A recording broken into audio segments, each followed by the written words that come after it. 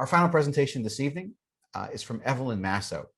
Evelyn Masso is a person all the time, an engineering manager on weekdays, and a poet on weekends.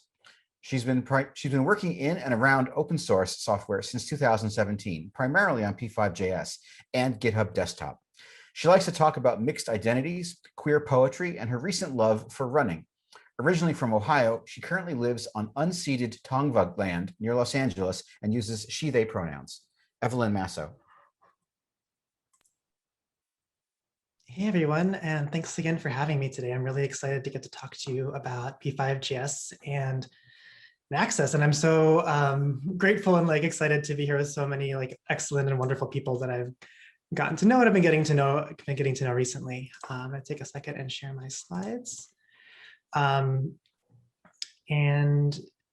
we'll get started. Yeah, so my name is Evelyn Masso. You can find me on most websites on the internet under the handle out of Ambit.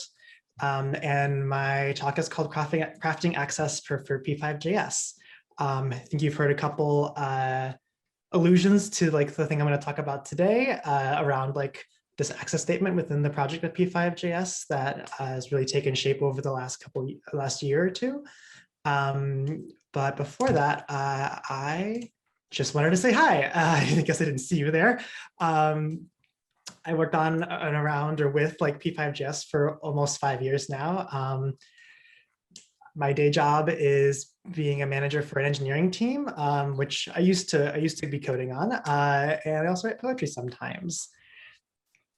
I also have done a number of workshops and classes around design and technology. This is a picture of me facilitating a workshop in 2017. This is a workshop that I facilitated with a meetup I was co-organizing with called Write Speak Code, the Los Angeles chapter. And that organization was very much focused around helping people with marginalized genders develop professional skills who are coders. And so as part of being involved in this meetup, we would host meetups, and I really enjoyed doing these workshops as part of it. And one of the workshops that I helped put together was one around bringing people into open source for the first time. So this was people that maybe had some coding experience, but had never really gotten involved in an open source project.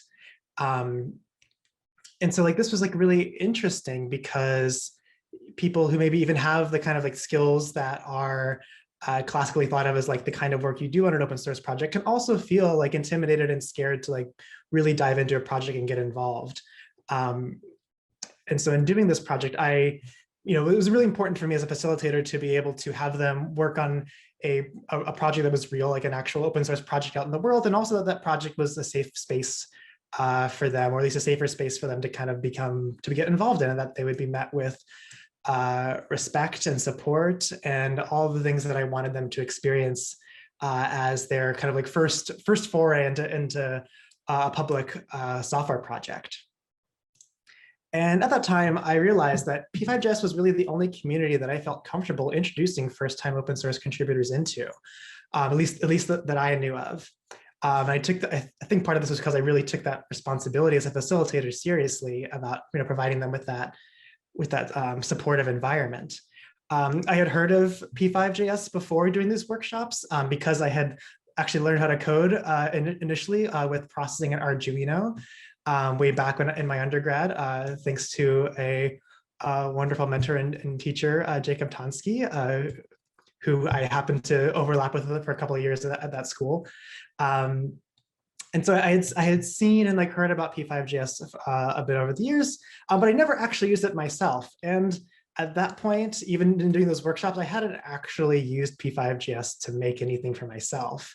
It was more, I thought of it more as a container for people to learn about what it was like to be involved in an open source software project. And again, this example that I'm talking about definitely is focused on coders, but part of this idea is really embracing that wide range of what it means to be a contributor beyond just code. And there's so many other things, as Cassie mentioned earlier, that go into running an open source project. And I had the pleasure of pleasure and other feelings of like learning what all those things were.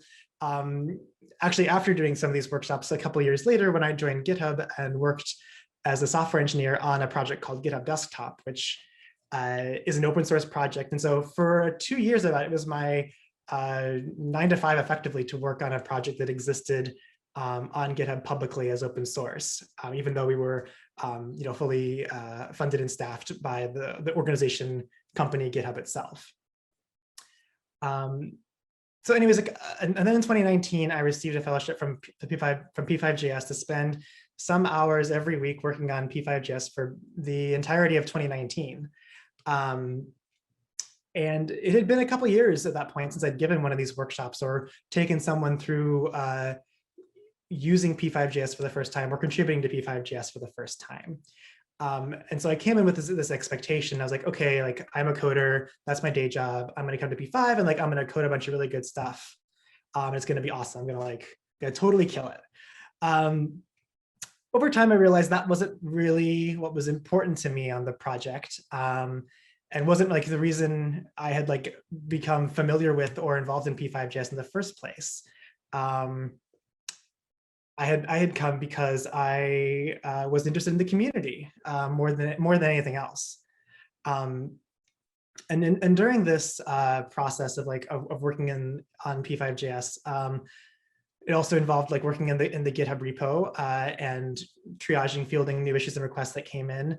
There were a lot, as I'm sure many people here have experienced, like working in a GitHub repository day to day, like fielding requests and going through that process can be really draining, especially when you feel like you're unable to say no to certain things, even if you don't think they're important or if they're not the most like the best use of the time of you and the community that are working on this project. And like, so maybe I would come across something and I'd be like, I don't really feel like this is, something that either I want to spend time on or that I even think like the library as a whole should maybe incorporate. But at the end of the day, at that point, I was like, who am I to like make these decisions? Like, I'm just someone who works on P5JS. Like, I'm not in charge, if that's even a thing for this project. And so that made me start asking a lot of questions to myself and others. Like, how do we prioritize work? How do we say no to ideas? What belonged in P5JS and what didn't?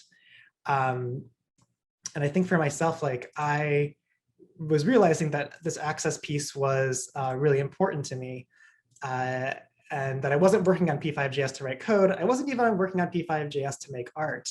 I think maybe still I have yet to make an actual piece of art with P5JS. I have contributed multiple features and done like lots of other work around it, but I've never actually made art with it. So like, again, like why am I here? I'm here actually for the community and for like the work that we do together as a group of people that care deeply about care and access and all these different issues and approachability and things like that. But at the time I was wondering like, am I actually the only one who feels like this? Like, I felt like unsure if this is like a limb to go out on as like an individual involved in the project. So luckily later that year in 2019, I was fortunate enough to get to attend the P5JS Contributors Conference, where I met Luis for the first time and Cassie for the first time and many other people that are in this wonderful photo. And so I got to learn a lot from that experience and from conversations over the course of 2019 with others that like, these things were important to them too. And like now when I look back at like the history of P5, it feels so obvious, like seeing all the work that Luis and others have been doing for so long. And it was really great to get to kind of like see all those things and understand that there was like a common value here around access and prioritizing that in our work and involvement on this JavaScript library. And so in many ways, this kind of like crystallized a lot of my feelings I'd had during that year, is that like, in order for us to have a way to say what was important and not work on things that we didn't think were important, at least in the short term, we needed to have some kind of like community agreement around like what we thought was important and what we were going to prioritize. So at this conference, contributors conference, and especially after talking with Luis and some other folks I'll name here, like Olivia Ross, Sina Baram, Kate Hollenbach, Claire Kenny-Volpe, Lauren McCarthy, and many others at the conference. I made this proposal, and we had a moment of like collective agreement as a group, as a community, that like this was something that was important to us and that we wanted to adopt as part of the project going forward. I think an interesting thing that we haven't talked about lately, I guess, publicly at least, is that like we did talk about like how long should this last for, and at that moment we settled on basically like until we feel like we're in a spot where this maybe isn't as important, or like we've made significant headway on these things and we want to like consider other things, but basically indefinitely maybe, or TBD is the best way to characterize that right now. So this is like at the end of 2019, we kind of had this moment of agreeing, but there was a next step that we needed to take together, which was codifying this agreement. I think codifying the word feels like really heavy. It feels like, I always makes you think of like stone tablets and like snakes or something, I don't know. It feels really final, but really it's about like writing things down together as a group. And now writing things down, documenting them is a hard enough process, but when you're doing that in a group, in a community where there's a whole process of consensus, like embedded in that process of writing and like agreeing, it becomes even more complicated, because there's just a whole, it's not just yourself just like deciding this thing. It's like everyone kind of like coming together and making sure their pieces are heard and that we can come to kind of a working agreement. I do think the important thing about codifying is that like it is temporary, or like it's always up for debate or for changing. It's up to us to decide when we want to change it. And so one thing I'll talk about after I go into like a little bit more detail about the statement itself is that I think this kind of writing and like community process is a kind of technology too. It's a technology of community and of working together and like making these like communal agreements that allow ourselves to work in the same direction, work on the same page, and hold ourselves accountable to that direction as well. So anyways, I'm going to share a couple of pieces of the statement. I won't read through all of it, but you can see the beginning kind of like recaps a bit about the contributors conference. I guess I'll read this one, just the first paragraph really briefly. At the 2019 contributors conference, we made a commitment to only add features to P5JS that increase access, meaning inclusion and/or accessibility. This means considering the vectors of diversity, e.g. Gender, social, economic, race, ethnicity, language, disability, etc., that can impact access/participation, and taking action to acknowledge, dismantle, and prevent barriers. We prioritize the needs of historically marginalized groups over the continued comfort of more privileged groups within P5JS. And I love that people in earlier talks today have like shown the P5JS community statement, which is a little bit different than this, but like very much in like the same line, very similar words, like similar attitudes, similar values, just kind of, I would maybe characterize it like extended a little bit even further. So the next part talks about how we will not accept feature requests that don't support our effort to increase access. And then we talk a little bit about how this is a part of ongoing efforts and acknowledge the work that has been happening in the past. So I'll talk about the goals for this statement. And I'll be honest, these are retroactive goals. These are things that after the fact I was like, oh yeah, these were the things I felt like I and others were shooting for, is like having a clear boundary and a clear criteria so that like this focus, this goal is clear to others and not just people who are in the room when we talked about it. When we talk about not adding new features or not doing work that doesn't serve a particular goal, I think it was also important for us to affirm our commitment to maintenance of the features that we have, and make it clear that like we're not letting certain parts of P5JS fall into disrepair. Also wanted to call out specific examples of groups we consider within this prioritization of access. I think it's really important to make these things concrete, even if we'll never name all the groups that we need to, but we can at least give some examples and some starting places for people to have the conversation. Also wanted to call out specific projects or work that's already happening in this area, because again, there's been like a lot of work that's been happening since essentially the inception of P5JS that falls very much in the same theme. Also wanted to not screw up language about oppressed peoples, especially groups that I myself am not involved in. That was definitely something that I was anxious about personally. I'm very grateful for others that were involved in the writing process to help to help bring other perspectives and knowledges to that document, and also give people an entry point to the conversation about access. That was really important too, and something that I specifically remember Lauren making sure that was highlighted at multiple points during this process. Is that like this isn't meant to shut people down, even if it's meant to say no sometimes, because we're saying no so we can say yes to other things, and because we want the what access means for P5JS to be a conversation. And so I have another image here that shows the kinds of access that we outline. I won't go into detail about this, but I will talk about some parts. I think many of the groups in this list or ideas in this list are kind of reflected in that initial paragraph. But I also want to talk about that gratitude first, of course, for Lauren McCarthy, Luis Morales Navarro, Kenneth Lim, Erin Montoya Moraga, Dorothy Santos, and Joanna Hedva, who all had direct, I guess, pen to paper in a digital sense on this document that was put together. And of course, we'll be revisiting it over time. But I also wanted to share that there's language that we couldn't collectively find that we wanted to find. I think it's important to acknowledge that the statement isn't by any means perfect, and that there's I think maybe you could say some amount of discomfort with certain parts of how it's been laid out. And I share part of these. I'm sharing part of this process so that others can see what this might look like. You can also go to the GitHub repository for P5JS and see the pull request and the conversations that happened about that, and all the changes that were made from the very initial draft. And just I think maybe just kind of demystify what this process can look like. So I don't think we were able to find language that really outlined access for people who aren't in the United States. There's definitely a heavy component of people who don't speak English and prioritizing them in that statement, but there's also other vectors of just geography that we weren't able to capture. I don't think. Not for. Maybe I should reemphasize that these aren't. It wasn't that we weren't able to find these because we didn't try. It was because we didn't. We tried and we couldn't in that initial pass. We also looked for better language for marginalized or underrepresented, and I think that there's just internal asterisks about how are better ways we can say this in the future.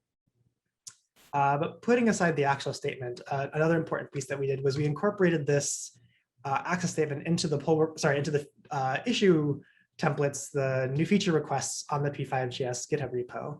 And so this is an example here. You can see where you open a new issue as a feature request. The first question that is asked is, how would this new feature help increase access to P5JS?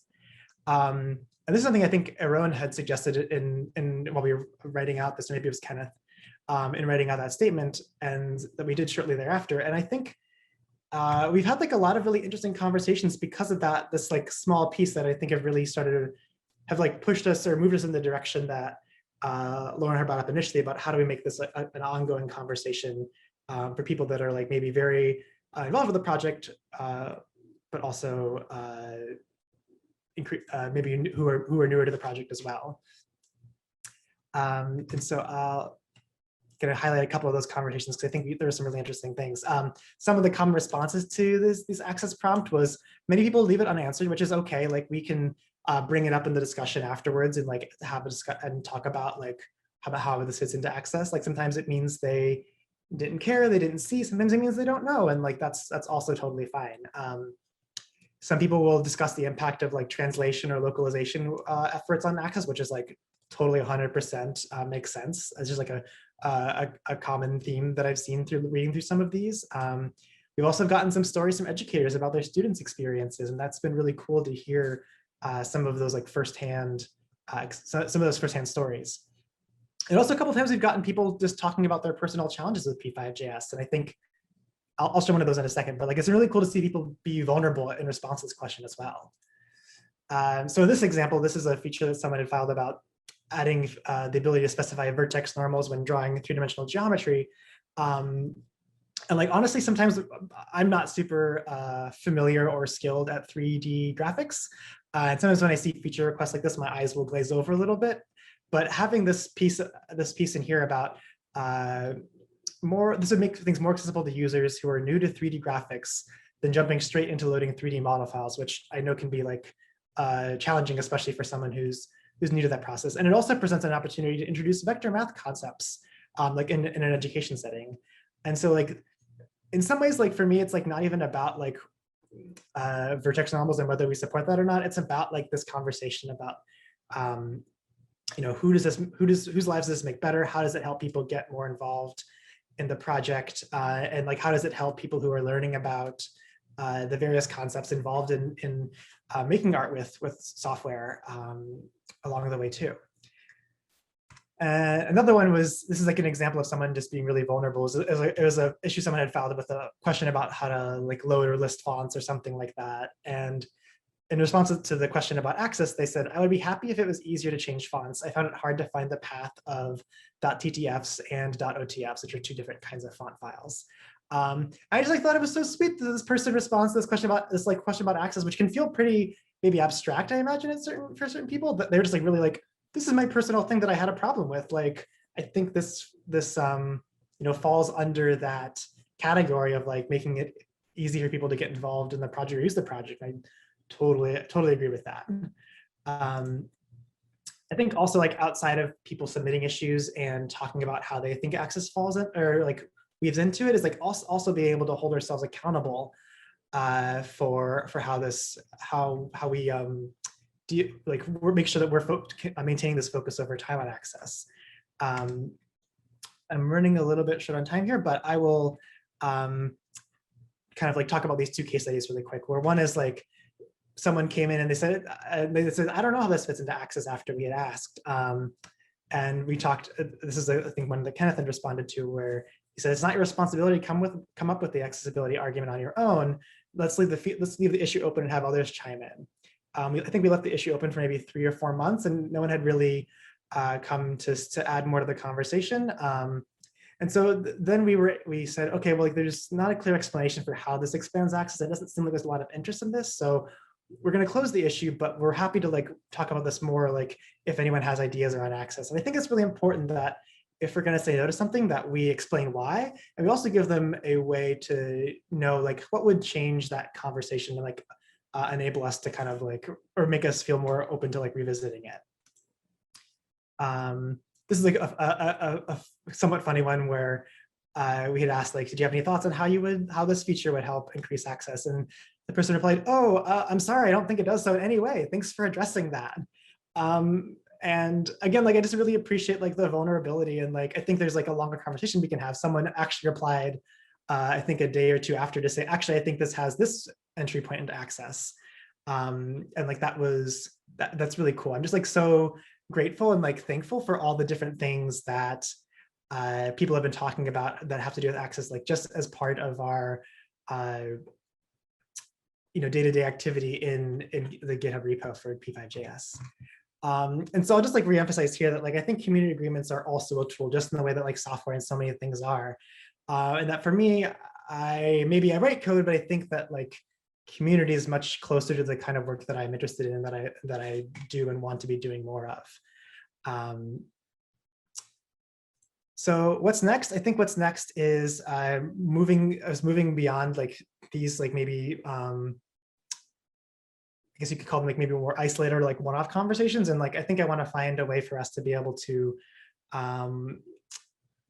do more like co-imagining as like people in and out, or like at the boundaries, or like various positionalities of the P5JS community. Like think about like what does access mean to us, and like how we want to see access to P5JS grow and change in the future. Again, like I think these conversations in the repo have been really inspiring, and I'm thinking about like ways that we can have those in like more facilitated like group kind of ways. So thanks so much for having me and listening to me. So like, let me know what you think. Like, I would love to hear about how you would want to see access grow and change for P5JS. Feel free to find me on Twitter or Instagram, again, as @outofambit. My DMs are open. And thanks again, everyone, for such a wonderful day to talk to you about this.